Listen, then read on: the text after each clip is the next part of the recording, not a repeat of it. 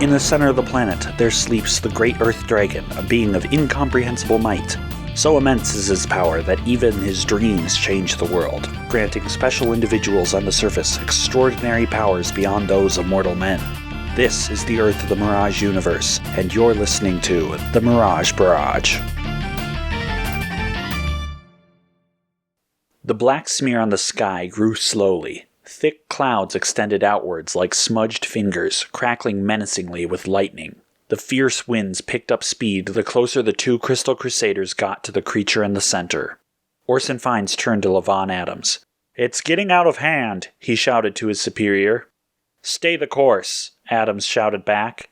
He tightly clutched the 2-foot-long capsule, its transparent center revealing a shining white dot of light within the cylinder. Fiennes had an identical capsule strapped to his back. If they could just get close enough to the enraged, ridiculously overgrown Amnala in the center of the maelstrom, they would plant one of these devices onto him. The glowing orb in its center would then be able to link with its matched counterpart sitting comfortably inside a large missile. When the missile streaked overhead, the two orbs would link, creating an invisible chain between them, and the powerful missile would drag the monster over the great sea of this planet. While the Crystal Spirits whipped up these paired devices, and even a spare quite easily, they were having difficulty flying their human partners in close enough to plant them on the creature the other Amnala called the Devil. "How close are we?" Fiennes asked his spirit. "We're 4 kilometers out," it replied. Fiennes tried to do the math in his head. "Just under 2.5 miles, Adams replied. A gust of wind slapped the two of them to the side.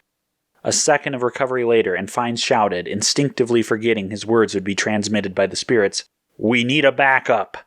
"We're on the clock. We're making it through, or that city's not going to last," Adams replied.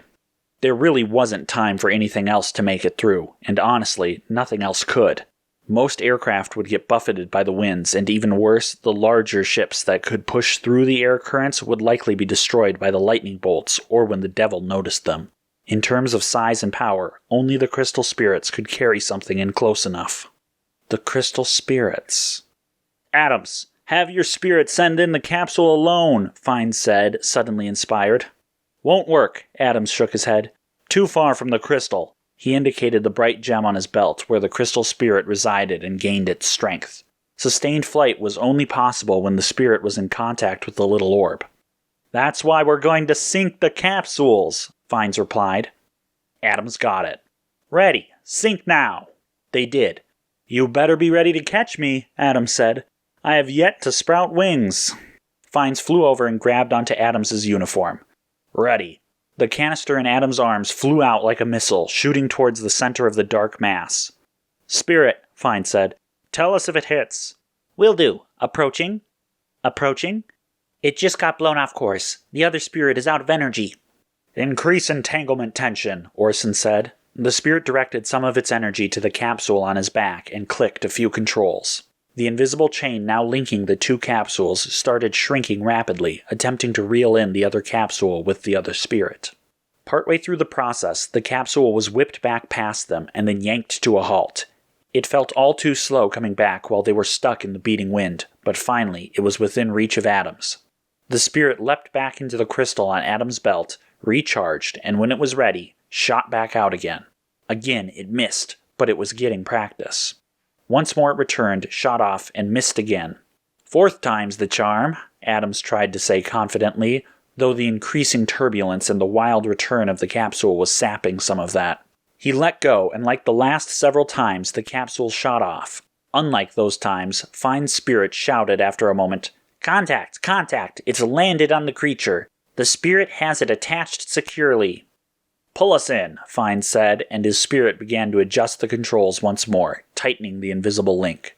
Unlike the last few times, however, this time Adams and Fiennes were slowly moved, being pulled closer and closer to the black mass. The storm emanating from the Devil only became more fierce as they got closer. The wind tore at their skin, the charge of lightning feeling closer and closer, making the hairs on their arms stand on end. And as they crawled forward, the thundering roar of the wind drowned every other sound out. Except... Just as they began to make out some of the giant feathers covering the Amnalan Devil, pieces of which slashed at them in the violent turbulence, they heard something else. A soft, lilting tune, nearly inaudible over the din.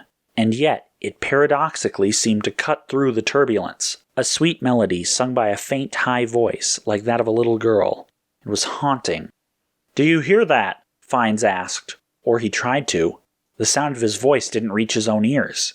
He could hear the roaring wind, the flapping of debris and bits of feathers around him, but his own voice, it was as if he had been muted. He saw Adams try to say something back to him, but he was muted as well, despite being inches from him. Adams tried to communicate through hand gestures, but just then, a flash of lightning nearby stained everything in a shade of blue, an ominous, otherworldly blue. It wasn't right. It couldn't have been given off by the lightning. Everything dimmed a moment, then came back. They were in a swirl of dark clouds, but even so, the dimming somehow didn't seem like it came from the blocking out of the sun. It was too uniform, as if all the light itself had briefly given up. Then, the sky, which had already yellowed, turned a deep orange, nearly scarlet. Fiennes felt something crawl up his leg. He almost dropped Adams in surprise. The sensation moved up his body, not crawling exactly. It was like a rough carpet or a large bristly brush was slowly engulfing his skin. He tasted something too, an oily, wet sensation in his mouth, tasting something like sweaty cabbage. The scarlet light dimmed, purple lightning flashing blazing fires around them. The song lilted onwards, but now a warbling low note, something both like a Russian choir and a cacophony of waves and crashing buildings or bridges joined in as well. Fiennes couldn't process what was happening. Something was affecting him. Perhaps some alien disease had gotten past his filters. He had to focus. He gripped Adams tighter as his vision began to fade away into a kaleidoscopic distortion of colors and feelings. "Spirit," he called out with his mind before it too started to collapse. "Don't let go of that capsule." And then he was lost in a wave of color and sound and smell and taste, falling into a hole that hugged him and sang to him while he watched the colors explode before his eyes. Orson Fiennes felt something vaguely leathery beneath him. It was the first sensation that returned to him. He didn't know when the assault on his senses had turned into total unconsciousness, but the feeling of something below him brought him back. Peeling his eyes open, he thought he had gone blind for a moment. Then a small ray of light filtered through to define the form of the strange cave he was in.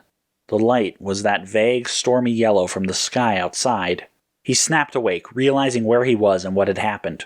Well, what had happened before everything went crazy. Glancing around, he soon saw a small gleam deeper in the cave. The cave, he realized, wasn't a cave at all. The leathery surface slowly undulated, and outside, towards the stormy light of the sky, he saw giant black feathers shedding splinters that swirled violently, oddly dangerous for what should have been soft strands. He was inside the Amnalan Devil. The skin was leathery, and it must have mutated beyond any resemblance of the base Amnalan form. The fact that there was some semblance of a cave must have meant it was some bizarre, decentralized cluster. Walking deeper inside, he finally came to Adams and the two capsules. "Fiennes," he greeted him, looking exhausted, eyes starting to sink back into his head. "Glad to see you're all right. I'm just decoupling these capsules, preparing to entangle them with the missile." "What was that back there?" Fiennes asked. Adams looked up to him, eyes blank. He might have been trying to put together words to give an answer, but it was clear he couldn't. And yet, something in his mournful face suggested he had taken something from the experience. He turned away. "I'm almost done here." "Adams, are you all right?" "Fine. We're ready."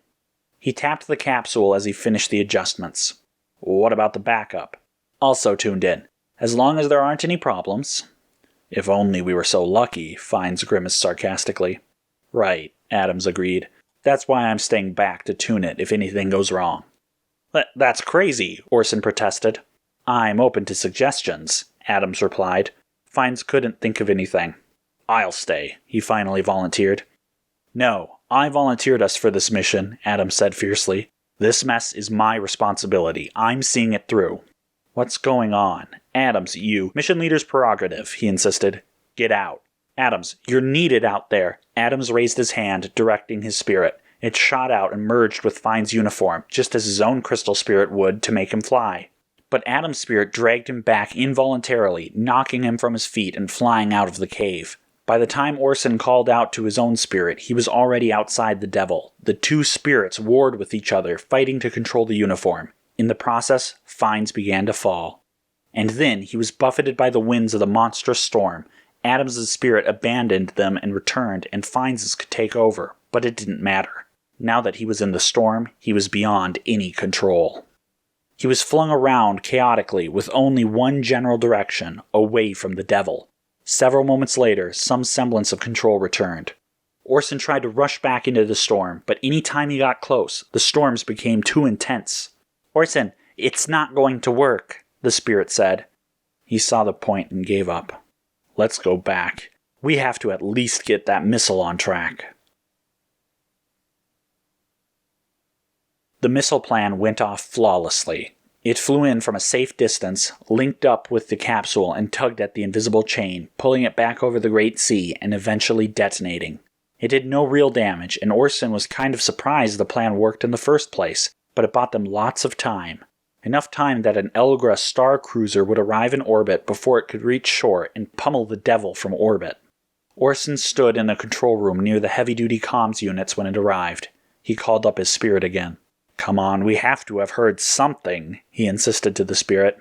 "I'm sorry, Orson. I can't connect to Adams' spirit." "Impossible. All of you spirits are connected." "I know." "Then how come you can't connect?" "I can't explain. This is what scares me." "Is it destroyed?" "No. I'm confident I would have sensed the massive energy release if the spirit was destroyed. It's just, for whatever reason, I can't communicate with it." Fiennes clenched his jaw. He didn't like the sound of that. How could this thing sever connections between crystal spirits? It really was a devil.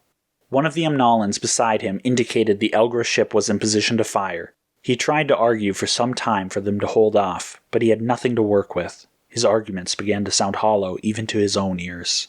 The Amnolan devil was at the shores again, heading towards the city. The blast radius of the Elgra's ship was already dangerously close. Time was up.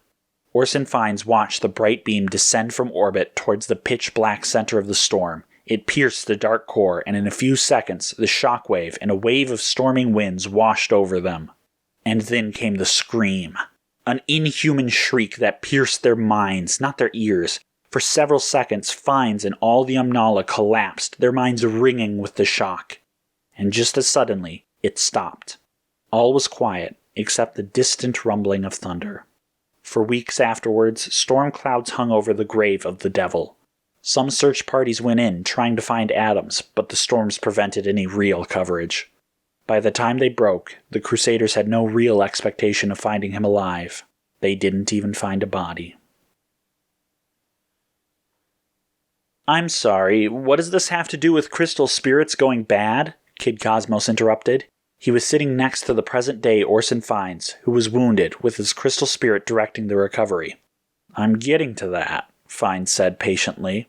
"Well, we don't have all that much time, with the Commissars waiting around," Kid said, jerking his thumb over his shoulder to the 3 Commissars, and unintentionally, to Comrade Cosmos himself, who was walking towards them. Crusader nodded his way, and Kid turned around, setting his jaw as soon as he saw the approaching Soviet. "Time is short," Comrade Cosmos stated. "Will you assist us?" Before Kid could reply, Crusader answered, "Yes, but I need time to recover. We go in together." "Time is a resource we do not have," Cosmos explained patiently. "If you want to go in blindly, fine," Orson bluffed. "But we know the layout and their forces, and we're not going until we're ready for the fight, which means you're not getting anything until then either." Comrade Cosmos thought long and hard about it. "You are taking a great risk by waiting." "The Stormbreakers are in there," Crusader replied. "You don't have to remind me." He nodded. "You will have a few more minutes. All I need." Cosmos walked back to his teammates, leaving the last 2 free Stormbreakers alone again. "He's right, you know," Kid said, scowling as he admitted it. "We're running out of time." "I do know," Crusader agreed. "As I recall, I was the one telling you that not too long ago. But I need to be at full strength to head in, and we're definitely keeping an eye on them. I'm just getting tense." "I know, but this is the soundest move we can make, not going in half-cocked. Now shut up and listen to the rest of the story. Really? It'll help pass time, now hush. The next part takes place 2 years later. Sekhmet strained her neck to turn towards Renaissance Man. Any progress? She asked. Renaissance Man was straining this way and that against the bands that were holding him into the rock. Of the many things he had studied in his extremely long life, escape artistry was among them, but it wasn't helping now. Nothing yet, he said. There were bands at his forearms and upper arms, thighs, shins, and waist, leaving very little room for movement. Not if you want to get out before the end of the world, he said. To be fair, we don't know that this will mark the end of the world, No Man put in. I don't know about you, but I don't feel so great about taking that risk, Dynamo retorted. Agreed, said No Man. I'm simply suggesting that there is still much hope. Always the optimist, No Man. For shame, came a bubbling new voice. The Stormbreakers all turned at once and saw 2 men entering the large chamber. The first, the speaker, they recognized immediately. The Marquis, the insane arch-adversary of No Man, strode in, eyes wide and strained as ever. His blonde hair had been somewhat combed back and up, but was otherwise as disheveled as expected. Similarly, his customary red armor, mildly regal, but with no ornaments or medals, was in place, as was his trusty bow and arrow. Marquis, No Man greeted curtly. No Man was almost always exceptionally calm and collected, and always had been since becoming a hero. In the early days, he was perhaps slightly more exuberant upon victory, but not by much. He had always been clever and resourceful, and while others may have seen his power as underwhelming, he quickly found many uses for it and became a startlingly effective hero. And then he had met the Marquis. At first, he had seemed just like another insane super, no doubt thinking his abilities made him superior to everyone else. That would explain the faux nobility of his chosen name and some of his demeanor, though for the most part, he just acted like an insane man. But partway through their first encounter, the Marquis revealed that this wasn't some accidental meeting. I'm so glad I got to finally meet you, the Marquis had said as they battled in the downtown construction site 10 stories off the ground. I'm not much for admirers, sorry, No Man had replied. Oh, I'm much more than that, the Marquis replied between shots from his bow. No Man was stopping them easily with his power, so he didn't quite understand why this Marquis was wasting them. We're connected, you and I, he went on. You've seen my power. I can preserve the momentum of things I touch, but that takes quite a bit of energy. I know the great Earth Dragon is powerful and all of that, but still, it didn't quite add up. So I did some research and some experimentation, and I found the source. He dodged nimbly when No Man got close. For a madman, he was quick and highly coordinated. Most supers need some sort of energy, but this momentum thing, something was special about it. Just like there's something special about you. No Man suddenly had a bad feeling. You take away momentum, but it isn't erased. It's just stored like in an extra-dimensional piggy bank. And now, here I am to cash the check. The Marquis giggled at his mixed metaphor. All the momentum you take out of the world, I put back in as I see fit. We're partners, he squealed giddily. No Man, suddenly realizing all of the momentum he must have stored, from saving falling people to stopping bullets and even falling debris, bomb blast, racing cars, everything that he had done, had just powered this lunatic. And so, No Man made it his personal mission to lock up the Marquis. And he did. But twice he escaped, despite the presence of nullifiers, because despite his apparent insanity, he was quite brilliant in many ways, especially in making mental calculations. And every time he escaped, there were more people dead. And just as No Man fixated on him, the Marquis fixated right back on the hero. It was like some sort of game to him, but it came to a head in their third encounter. At first, it seemed that the Marquis was doing his usual spree of terror, just this time with a more high-profile target, the Queen of England. While he was apparently causing havoc, she departed in her private helicopter, only for moments later the truth to be revealed. The arrows that were supposedly being shot by the Marquis were actually coming from a hired gun and a carefully crafted arrow-shooting gun that gave him enough force to appear as if they were from the Marquis's powers. But he hadn't been on the ground. He had found a way inside the helicopter, and he was quite proud of it. He made sure to let No Man know, and after a particularly tricky maneuver involving catching a guided missile with his power and riding it towards the helicopter, No Man finally managed to get inside, surprisingly unchallenged by the Marquis. Then he found out why. The Marquis informed No Man that he had sabotaged the engines, and that the only reason the helicopter was still flying is because he was maintaining the momentum of the main rotor. Once his reserves ran out, he, No Man, the pilots, and the Queen would all plummet to the ground and perish. When searching for options, No Man, of course, asked what he wanted. His response? I want to see what you'll do. For all the brilliance of the trap, the Marquis was still insane. No Man had no idea what he expected of him, what he wanted of him, and he couldn't take him out, because that meant his power would run out as well. Except, No Man realized, that's what he needed right then.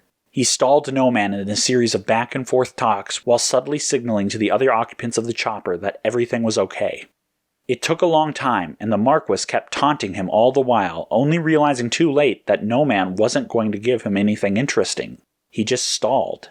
And then the rotor started to waver. No Man leapt out of the helicopter, dove downwards towards the earth. The falling craft shortly behind, he reached the ground a split second sooner, except he never actually hit it. He had extended his one hand and created a field which stopped his momentum, and his other hand stopped the momentum of the helicopter shortly behind him. It spun, rotor spinning slowly and uselessly, feet off the ground, no one injured inside. It was the first time No Man had used that trick, invented on the spot. And with no more energy reserves, save for what No Man had just created, the Marquis was easy to capture this time. No Man desperately hoped this would be the last time, and something in the Marquis's defeated expression as he was hauled away afterwards had convinced him it was going to be. And yet, here he was, as manic as ever. I'm so glad to see you're as eager for the awakening as I am, the Marquis said happily. Finally, something we agree on. I believe I said it might not be a catastrophe, No Man corrected him curtly. I never said I approved the risk. As they say, fools rush in, where angels fear to tread. Yes, I know, the Marquis said dismissively. But the angels have been awfully quiet of late, and the closest we have are pinned to the walls. He grinned broadly. What are you doing here anyway? Dynamo asked. I didn't peg you as the religious sort of fanatic. As a matter of fact, the Marquis being here was particularly strange, considering his, strange mental condition. While it's easy to pretend that cultists are all a bunch of insane people, it's actually the perfectly sane who are susceptible, just if they're lonely. A cult is a social structure in addition to a belief system. Someone maladjusted to social interactions actually might hinder the conformity of the cult, prevent the ease of its spread. Brilliant people can be, and often are, attracted to cults. Cults are a search for meaning and a return to childhood comfort, investing a father figure with control and a power to facilitate this blissful regress. That all takes a lot of mental faculties, and someone without all of them just might not see the same attraction. So then, why was the Marquis here? Oh, Diego, it's been too long, the Marquis said delightedly. We really do need to catch up. Yes, when you last saw me, I was quite uninformed. My theories, my mathematics had been quite useful in finding my counterpart across from you there, but they were so incomplete. I merely used the Great Earth Dragon as a placeholder in them, a facilitator for the equations, figuring they balanced themselves. But what a fool I had been! There was so much more to it all, and now I can see the endless possibilities before me. The awakening is sure to be an exciting event. You cannot convince me you have mathematically proved that the awakening of the Great Earth Dragon is a benign event, No Man stated harshly, more harshly than he almost ever spoke. No, silly, the Marquis said, though he sounded more excited than put off by the comment. I have been enlightened to all the possibilities it brings. I realized I was looking for answers from you that you just sadly could not provide. Those answers, the final mystery elements of all of my equations, will all be filled in now by how the Great Dragon reacts. Elements of equations? What are you getting at? Sekhmet Scion asked, starting to get lost in the conversation. Oh, I could go on for days, but I'm really not here for that, so I'll keep it simple. As I've derided, the usefulness of quasi-random disorder and dysfunction will be proven to be moot if the dragon awakes and blesses us with his presence without causing mayhem of his own. Okay, what does that mean? Diego asked. What I'm saying, the Marquis said, now an edge in his voice, though he was directing this at no man now, is that if he wakes, and all goes well, you were right. And if I'm wrong? If the dragon awakes but in the process destroys us, no man asked. Then, in the final moments, I will still have my answers, the Marquis said, closing his eyes in imaginary bliss. Enough of that, the man at his side chided. The great Earth Dragon is a benevolent deity, as Edward has told, and as we have demonstrated. I can't believe we allowed someone so faithless in our ranks. For the first time, the Stormbreakers, aside from Renaissance Man, who in his paranoia always took in every detail, focused on the man the Marquis was escorting. He wasn't very impressive. He wore the same white robes as most of the cultists, and had a thin, narrow face with brown hair and eyes. He looked like he would be most at home behind piles of books in a library or study. I don't believe we've been introduced, Scion prompted. The second man pried his eyes from the grinning manic face of the Marquis. No, I'm Jonathan Fraser, he said, former Archbishop of this church. Don't suppose you still have enough pull to get us down from here? Diego asked. Sadly, not any more, Fraser sighed. It is a cruel perversion, what has been done here. Uriah mocks you as he pretends to be reverent. Catching on to the tone of his voice, Scion asked, How recently were you Archbishop? Fraser smiled sadly. I was Archbishop until 2 days ago. So just after the attacks on the Fatal Harmony, Air Force One, and Psychurge disguised as a diplomat to Calvia, but before the attack on the Mediterranean island and our base, Renaissance Man noted. Fraser twiddled his fingers nervously. Just so, he confessed. Was that why you were removed? Renaissance Man guessed. Your attacks failed. The Marquis jumped in before Fraser could respond. Quite so! That and how timid he was in his approach. Personally, I think that even Mr. Mass is taking things slowly, but no one really listens to me, like when I insisted I be the one to take out the envoy. I stand by my reasons to hold you back, Fraser said stiffly. Let me guess, Diego said. Is because he's got more screws loose than an old carnival ride? Marquis laughed.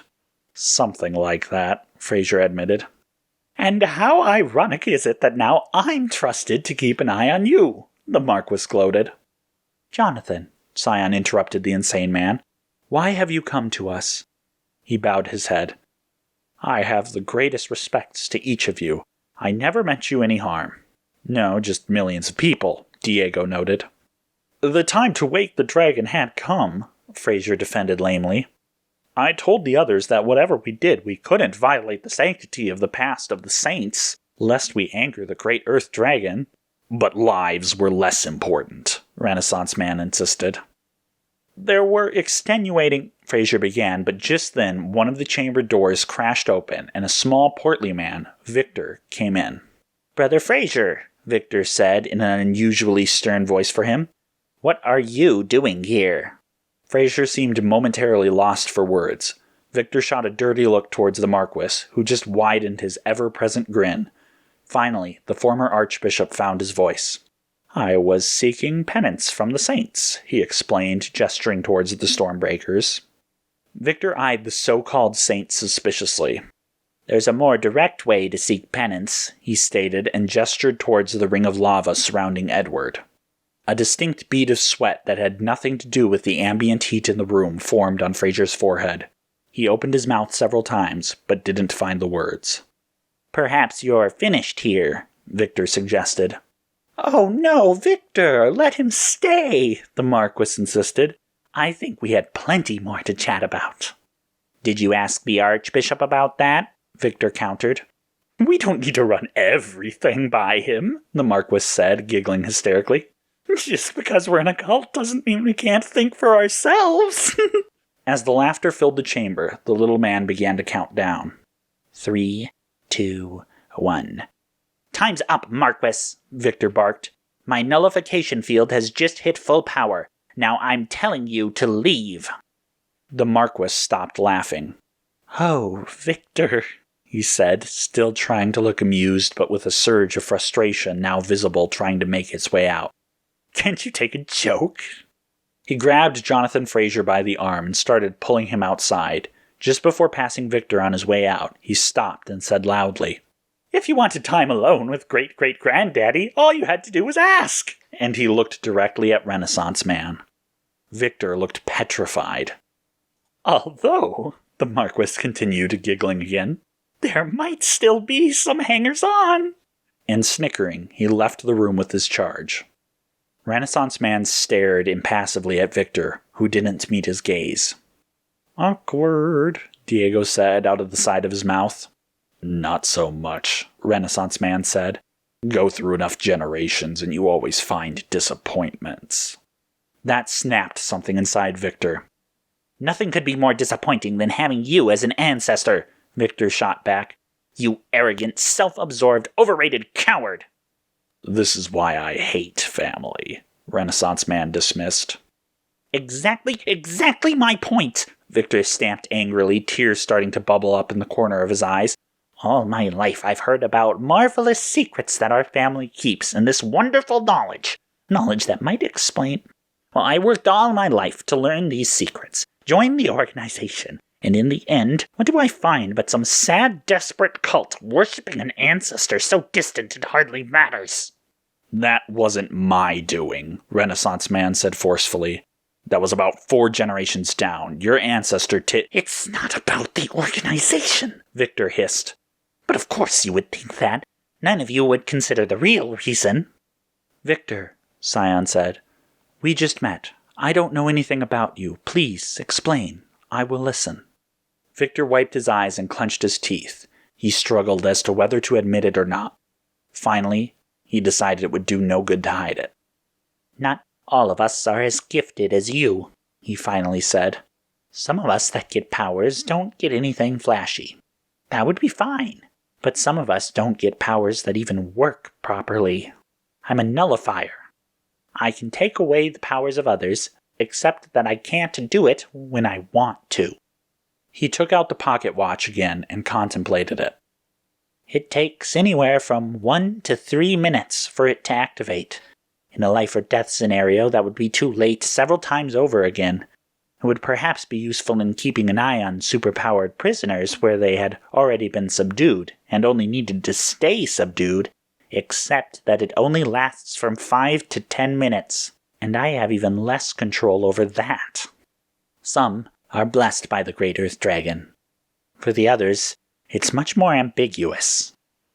If you don't think you're blessed by the dragon, Diego asked, why are you here? Because he is going to give me answers, Victor said with a sharp gleam of determination. I have to have been given these powers for a reason, and I'm going to find out why. He snapped the pocket watch closed abruptly and turned. He strode briskly out of the room before any of the Stormbreakers could ask him any questions. After the door slammed, Diego turned to Reynold. Geez, you could have been a lot nicer to him, Reynold. He is family, after all. Family and I have never gotten along, Ringer muttered. You didn't even make the effort, Diego insisted. Wouldn't have made any difference. Really? Because where I'm hanging, it certainly looked like you slammed a door closed pretty fast. Looks are deceiving. Diego shook his head. You know, for as often as I'm glad that you're on our team, I sometimes wish the guy who became immortal had been an optimist. I am an optimist. I'm just older than you. I don't see why this is an assignment for me, Fine said into the comm. He was in a much smaller starship despite his higher rank. Adams had been right that what had turned out to be his last assignment had been a boon career-wise. Orson Fiennes had been catapulted forward. While he was never pleased with the spotlight, he grew to accept it as necessary for doing the real work and bringing in more human Crystal Crusaders. Now, Cove wanted him to investigate some mysterious object that had appeared in deep space. While other ships that had gone to investigate it had disappeared, it was hardly a high-priority assignment, and it was better suited for the more junior Crusaders to get some experience. "You're close," the controller on the other end answered, "and something about this one has Crystal Cove spooked." "Spooked? Spooked how?" "I don't know. They wouldn't say." Nothing got the collection of crystal spirits, known as the Crystal Cove, spooked. In all reality, they were often too serene and detached, especially for Fine's taste. "All right, fine, I'll look into it," Fine said. He came out of warp and warmed up the sensors. Sure enough, a large artificial station appeared on the scopes. It was a tall, diamond-like spire, with the majority of the structure fanning out from the center. Fines hit the comm. "This is Orson Fines of the Crystal Crusaders to unidentified space station. Please respond," he said. At first, there was no response. Then, "Confirm, you said Orson Fines?" Fines frowned. "That's correct," he said. "Please identify yourself, unknown station." "You are cleared for direct landing. The administrator is looking forward to meeting you." Fines hesitated over the transmit button, unsure of how to respond. He eventually sent an acknowledgement, but nothing more. Perhaps it would be best to play along and see things from the inside. With guidance information provided by the station, Fines steered his ship into a landing port and touched down. Before he could leave, his crystal spirit piped up. "Fines, I've discovered a problem." "Shoot," Fines said, instantly on edge. "I've lost contact with the rest of the crystal spirits." "Wait, I didn't think that was possible." "It shouldn't be, except perhaps under extremely unusual circumstances. I think something is blocking me." "Keep trying to get through. And get ready to bail if things go south. I'm going to look into this just a bit more." "Be careful." "I will." As Orson was carefully stepping out of his spacecraft, he heard a voice. A startlingly familiar one. "Orson!" Levon Adams boomed, striding across the bay towards him. "Adams?" Orson asked, shocked. It was impossible. But as Adams gripped him in a big bear hug, it proved to be absolutely real. "It's so good to see you again," Adams said. "How is this real? We all thought you were dead. What happened?"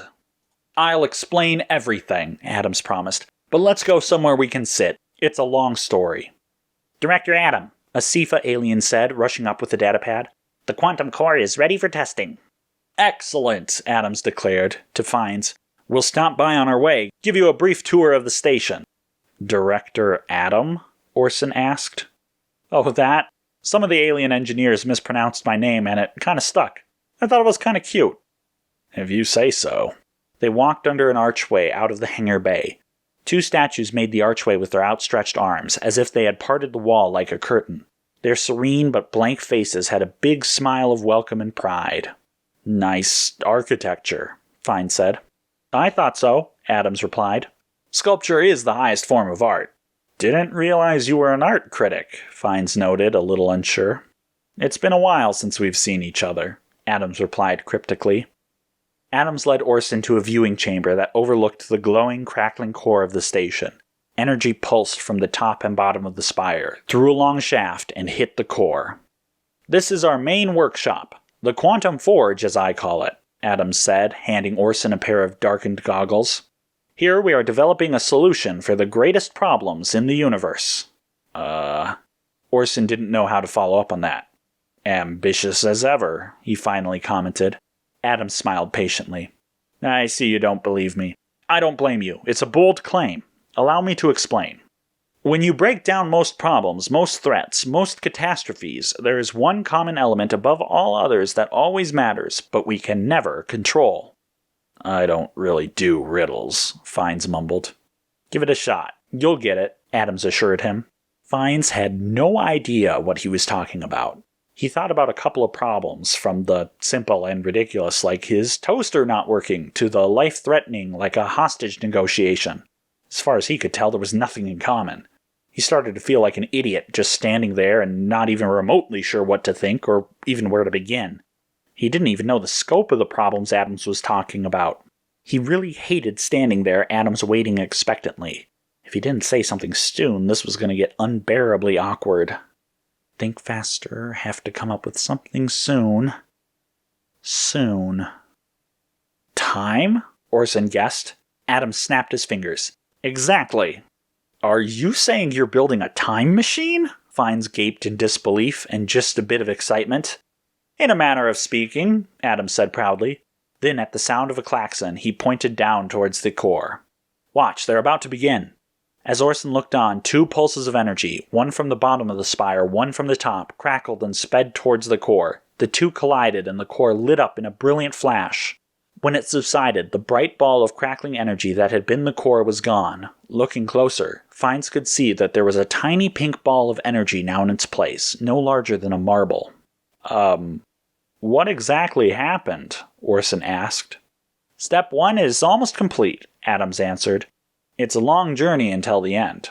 Orson felt a bit disappointed. How many steps are there? About 12, Adams replied casually. Now, why don't we catch up? Fines agreed. They eventually found themselves in a small, cozy study with plush chairs. Adams's desk was crowded with papers, only leaving space for an inlaid data screen. Apologizing briefly for the mess, Adams quickly tidied up and then sat down. Where to begin, he said. Let's start with how you survived, Orson said. That thing. It was hit by an orbital strike. Yes, Adams replied pensively.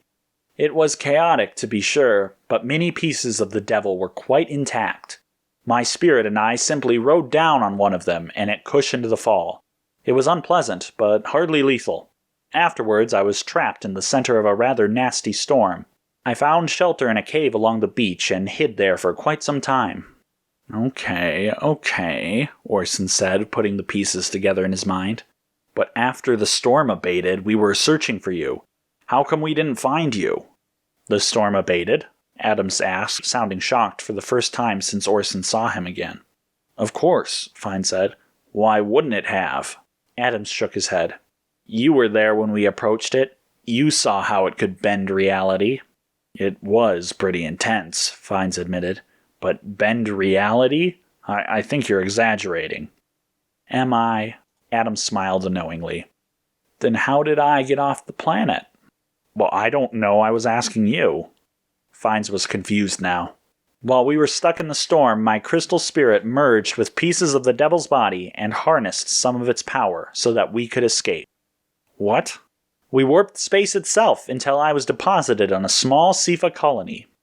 How was that possible? Fines asked, stunned. You hit it on the head when we were on the mission, Adams stated. I did? Fines tried to remember what Adams could have possibly been talking about. Yes, you did. You said the Omnalan Devil was the largest creature in the universe, aside from the great Earth Dragon and the like. Are you saying the Omnalan Devil was one of the old gods? What else could it have been? Wow. Fines was reeling. And your crystal spirit could harness its power. Maybe the rumors are right. The crystal spirits are the fragments of an old god themselves. Wait, hang on. One of the reasons people think the crystal spirits are facets of an old god is because they're always connected. Even though they communicate best when they're close together, they can always talk to each other. Why didn't you contact anyone? At first, the storm from the devil seemed to block us, Adams explained, though in a strange tone. After my spirit managed to warp us away, it seemed like its connection was broken. Adams didn't quite sound like himself. Fines had rarely seen this side of him, but it couldn't be. Was he really lying to him right now? Well, Orson said tentatively, why didn't you try reaching out the old-fashioned way? It's been 2 years. Because of my discovery, Adams explained excitedly. In melding with the remains of the Omnalan Devil, my spirit learned secrets of the universe hitherto unknown. They had to be explored, but it would take time and resources. If anyone knew about them, they would be at risk. Crystal Cove surely would have. Perhaps, Adams said, waving him off, but the risk would have been too great, and only I and my spirit really would know what to do. This way we saved time. But there's so much to explain. Why don't we call it a day? Tomorrow, I can really explain everything that we've uncovered. Okay, Levon, Fines said, suddenly exhausted. If you say so. Adams had set aside a comfortable enough room for Fines. He had been in enough spacecraft and space stations to recognize that this was probably quite luxurious for what was available. Any progress yet on what's jamming us? He asked to the crystal spirit on his belt. No, the spirit said dejectedly. It is unlike anything I have ever encountered before. Orson hesitated, but he had to ask. Could it be from another crystal spirit? I was afraid to suggest that, his own spirit replied. But it's all I could think of. Spirits don't try that on each other, so I can't say for certain. But it might be. Still, it feels somehow different. Is this one of those things that crystals can't explain to meatbags?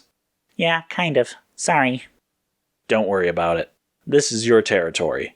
Wake me up if there's anything I can do. Otherwise, I need some Z's. And a process. Understood. Orson Fiennes was just about to fall into blissful slumber when something tapped on his door. His eyes flicked open immediately. Did I just hear that? He thought to his spirit. The spirit, with a special mental connection to him, not only heard him, but understood what he meant. Yes, that was an actual sound. Something is at the door. Fiennes carefully slid off the bed and flipped on the little monitor that showed the exterior of his room. The hallway was empty. Something tapped at the door again. What? The monitor still showed an empty hallway. Spirit? Fiennes prompted. On it replied. Zipping from its perch, it merged with the door briefly, then returned. It's one of the Sifa scientists, and he looks quite concerned, the spirit said. Strange. Why wouldn't he show up on camera? Orson slowly opened the door a crack. The Sifa looked much like all the others of its species to Orson. It had a seal-like face, but with rather pointed nose, long furry ears that clung to the side of its head and down its neck, and thin, almost bird-like legs which, apart from the white spots around its eyes, were the only features which weren't an oily black. Also, as usual, it was only about half the size of a human. This one had 2 devices in its hands. One Orson didn't recognize, and the other was a simple datapad which it held up quickly. In English, it had typed on it, "Stay quiet and follow me. There is something you need to see." Orson looked the Sifa over carefully, but even on an alien face, he saw the signs of a scared but determined whistleblower. He nodded firmly and waited for the smaller being to lead the way. It led him down the corridor a short way, then stopped abruptly. It pointed at a small round device in the ceiling, a camera, then held up its own unfamiliar tech. Shortly after, it signaled him to follow. It blinds the cameras, Orson realized. That was why he couldn't see the creature on his own screen. He followed the Sifa down many corridors, slowly making their way lower into the facility. Just before they entered the bottom half of the spire, the scientist stopped and gestured towards a door. Their destination. Carefully, and with a nod from the Sifa, Orson pulled it open and stepped inside. He gasped. It was only a blob, an indistinct fragment, but Orson Fiennes recognized the leathery skin and the eerie sensation that permeated the room. It was a fragment of the Omnalan Devil. "I should have known you wouldn't have waited until morning," Adams's voice came from across the room. He was seated on a chair, having been reading a report moments before. The small scientist that had led Fiennes here gasped in panic. Adams shook his head. "I was worried you wouldn't understand right away. Even some of my own staff don't understand, it seems." "Then maybe you should explain, fast," Orson insisted. Adams sighed and stood up. "I worry that no one does. No one but me. I really hoped you would have, but it is clear from our conversation earlier that, sadly, you didn't get the full experience I had. I don't know what could have made you think that keeping a piece of this thing alive would be a good thing, but It isn't a good thing," Adams roared. "Of course this is some sort of abomination. I was there, but I'm the only one who really saw it." "What are you talking about?" 17 years, Orson. I was stuck in that thing for 17 years. What? Orson may not have been the brightest, but he knew for a fact that Adams had only been gone 2 years, and they hadn't been exposed to the living devil for even a day. "When we were on our approach, traveling to its surface through the linked capsules," Adams explained, "everything in my brain went haywire." "Yeah," Orson agreed. "That happened to me too." "No, not like me," Adams said coldly. "You blacked out. I didn't. I was trapped in there for years. It may have only been minutes in the outside world, but I lived years in my mind. Years of unrivaled insanity at first. It was only through carefully organizing my thoughts endlessly, week in and week out, nailing down concepts and ideas so firmly they could not move, that I built some semblance of normalcy for myself.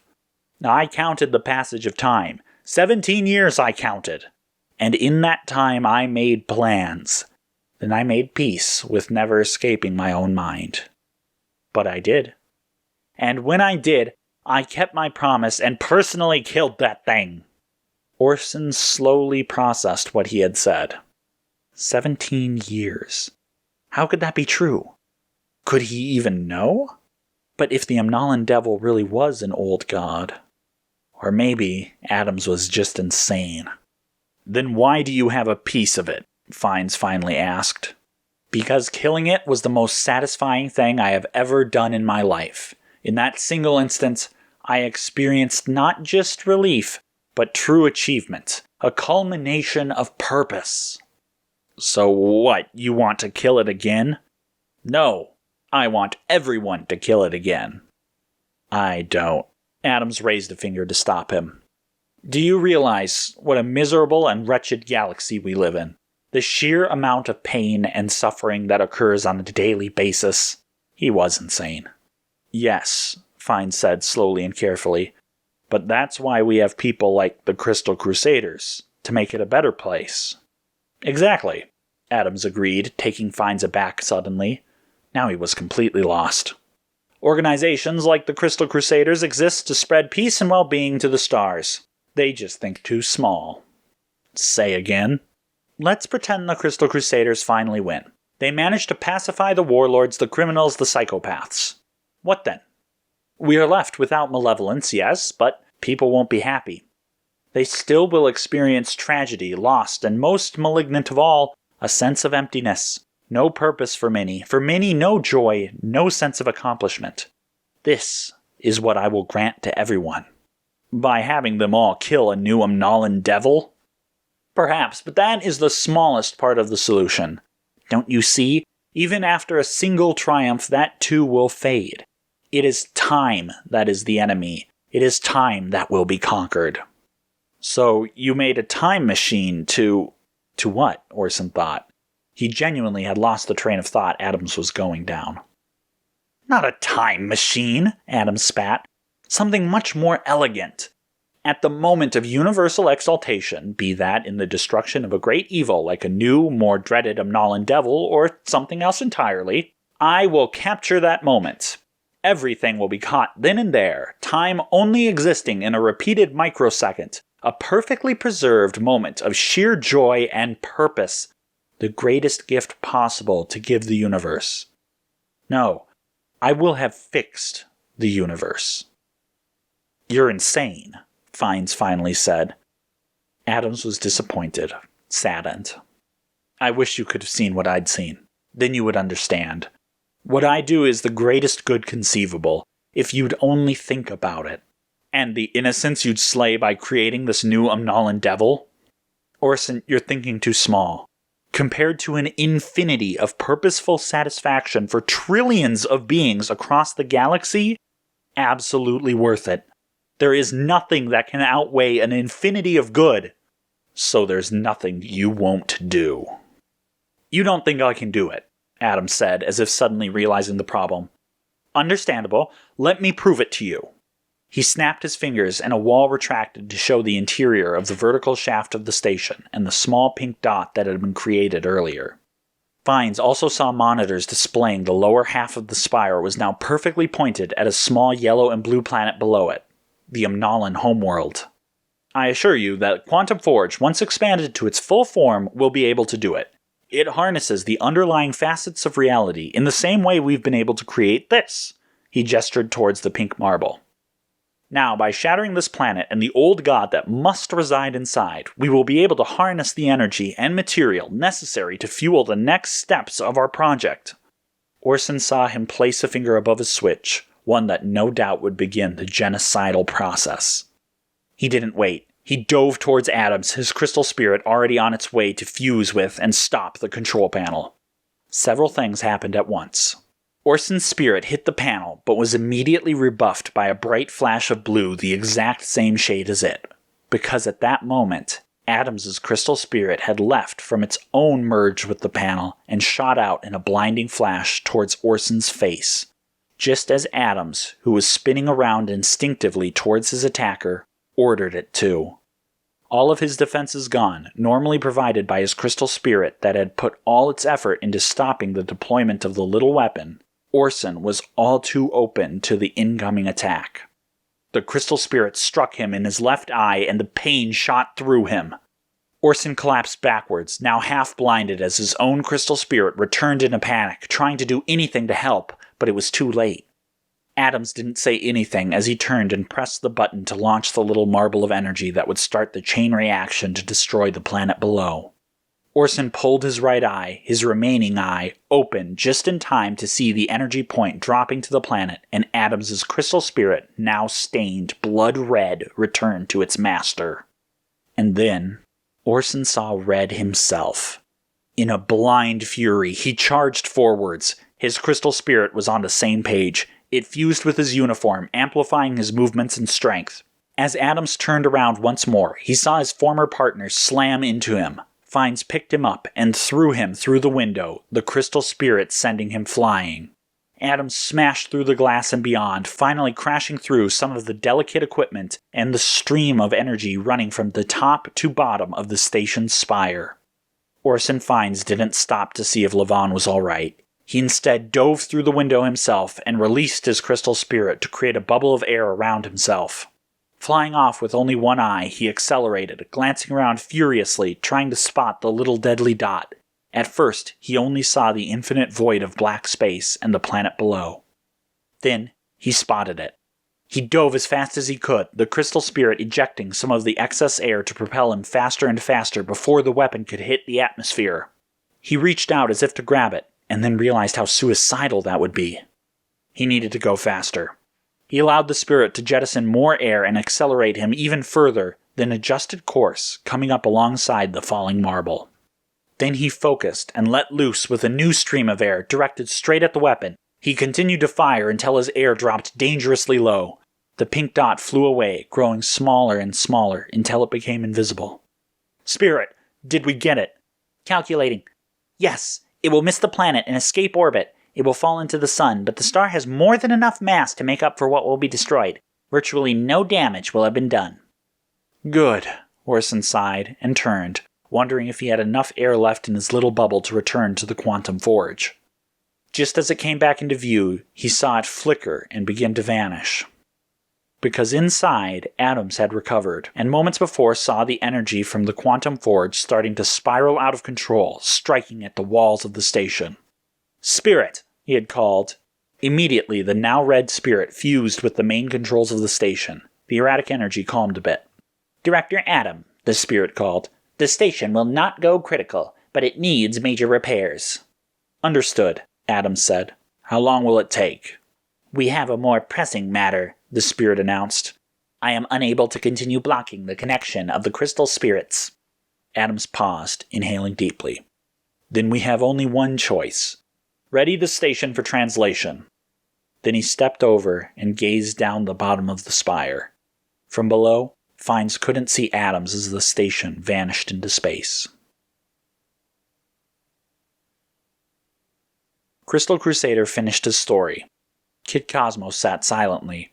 He didn't really see the relevance, but Orson confiding to him how he had lost his eye, especially in such a personal way, well, Kid understood the significance. "You said I didn't understand," Orson said. Kid remembered. He had said Crystal Crusader didn't understand how much he hated Comrade Cosmos, and how much he was asking to cooperate with him. "Adams killed hundreds in his experiments. He took my eye. He betrayed me. My closest friend. But if he had showed up today volunteering to save the world and I had no other good options, I would still accept that help. This is why you wanted to tell the story? If we go in as a united front. At the very least, the two of us do. So, can you trust me?" Kid nodded firmly. That part he understood immediately. He was grateful now that Crusader had shared, because he was right. They did have this in common. You feel the same about them? Kid asked, gesturing towards the Commissars, but this time out of a legitimate desire to hear the answer. No, I wouldn't trust Adams either. That's why we're going with them. We save the world, get to the Stormbreakers, and everything will work out. You got a deal, Kid agreed. Comrade Cosmos stepped over to them. Have we reached a decision?